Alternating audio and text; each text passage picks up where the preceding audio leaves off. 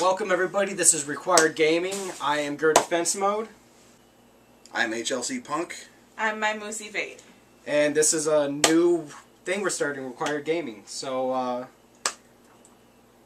what is Required Gaming? Well, Required Gaming was an idea we kind of came up with. The idea that you need to play certain games. Like, they're kind of required if you like games and you want to be a gamer. Alright.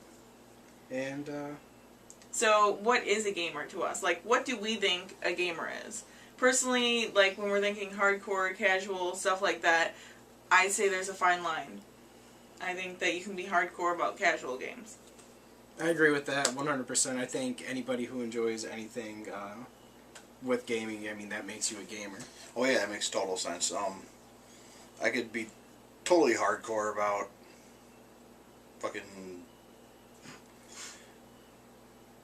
casual games. I don't play too many casual games, so I don't really know any to name off at the moment, other than like Angry Birds or something. But well, like, I play Sims and like Harvest Moon and stuff, and some people would say that's not a hardcore game. no, you could be hardcore about The Sims. Hell yeah, you can. Well, Some that's what I'm people saying. are. I mean, you could be hardcore about any kind of game you're getting into, even if it's considered casual. I mean, how many people play Candy Crush on the It really computer depends on like your passion for it. You know, if you got like a passion for like anything, you could be like really hardcore into it. You know. Yeah. So basically, we think a gamer is anybody who just likes games. So all you hardcore guys out there who are bitching about everyone who's hardcore, who's not hardcore, well, anybody can be hardcore. It's just what you're into what makes it hardcore. So what made us decide to be gamers, and do we remember what kind of games got us into it? I don't know, but that just reminded me like totally of School of Rock. School of Started saying all that. That's a really random movie to pick. We're going to live hardcore. Alright, what game, or when did we decide that we were gamers? That's like the hardest thing because it happened so long ago. And I'm probably going to throw out Ocarina of Time was the first game I really got super into. And it really just kind of, it made me really play, not only play a game, but search for everything in the game. I didn't stop until I found everything in that game. Yeah, I'm the old one here, so I go way back to Atari 2600. First game I used to play more than anything was Adventure. A little square dot with a little arrow for a sword, chasing little dragons that look like ducks. That was my first game that really made me want to play video games. And then, of course, you know, shit like Space Invaders and Pac-Man and came after that. But that's where I started playing, was right there. See, I had an Atari growing up. I had an Atari and a black and white TV in my bedroom. No kidding. And then I had a Nintendo and I played it, and I didn't think I knew what a gamer was or became a gamer until I got a PlayStation, and I'd say it would be Tekken 3. It's when I spent time and time trying, I unlocked all the characters, all the modes, trying to beat scores and do things like that. And I could not beat her at Tekken 3 when I first met her. So, that tells you something. So speaking of things like fighting games, what would we consider our gaming specialties to be? I say, for me, simulation a lot. I play The Sims, Harvest Moon, things like that, and I really enjoy them.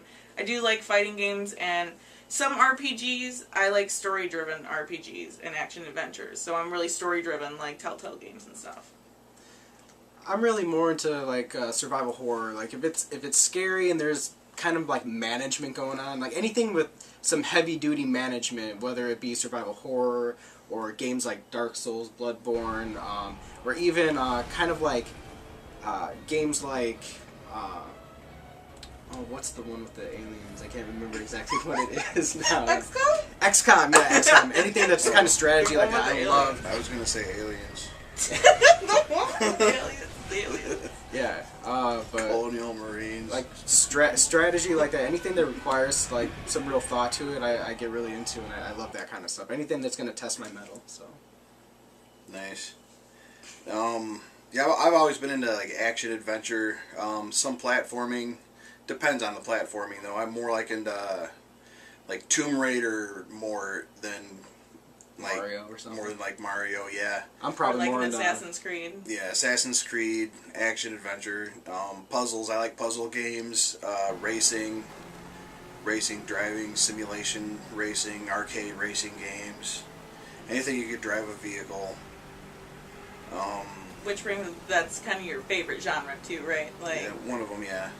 So, like, my favorite genres, I would say, I love RPGs, but I don't have the time for them anymore. I would love to sit down through, like, a good JRPG and, like, get into it. I like weirder games like Danganronpa and Persona. I love fighting games. I don't put as much time into it as some other people do. Yeah. I put a lot of time. I really don't either, but I try. And another thing I wanted to say, like Western RPGs is another one I'm really big into. Like Skyrim and Fallout, all that stuff. See, I'm more on the JRPG side. You're the Western RPG guy. I swing from one to the other. I caught myself They on both that. were. I was hoping it was... I knew exactly what you guys were thinking. That's what I totally caught myself on it. What are your favorite genres? We know survival horror. Survival horror. I mean, that's the thing. I kind of really... I try to play a little bit of everything, and then when something really catches my interest, I kind of just stick to it. And I don't stop until I finish it. That's true, except for certain things like Last of Us. Haven't beaten yet. Yeah, I haven't beaten The Last of Us, and I think that's more of just... It's more story-driven. There's not as much heavy gameplay in it, so it kind of... Right. And I want to see it too, so he has to wait for me. Yeah. What's the most important part of the game, speaking of story-driven? I'm a big story-driven person. I want a good story. Even in a game that doesn't have to have a lot of story, like a fighting game, I want some sort of story there that's good. Yeah. And I love graphics. I love good graphics. I'm not as much about frame rate and stuff as maybe Harold, but I do like pretty graphics. That's very important to me. Yeah. I like... Yeah. I don't know. I kind of drifted off what we were talking about. We're talking about, like, what's most important in a game. Oh, what's most important in a game? I don't know, yeah. I'd have to agree with story. Story's got to be one of the deepest things. Like, a lot of the... Since I'm, like, into fighting games, there hasn't been a lot of really great fighting games with really good stories in them, but I really like how, like, Warner Brothers has been doing their storylines, like Injustice, Mortal Kombat. Yeah, they've been awesome. Mortal Kombat X. That's what I want to see more fighting games start doing, incorporating a story with cutscenes and just making, instead of just, beating a bunch of guys and then, like, a little... Giving that and arcade, which is still cool to have, but I like the story-driven part. You hear Street DOA Fighter? does it. Yeah, DOA does it, Capcom. right?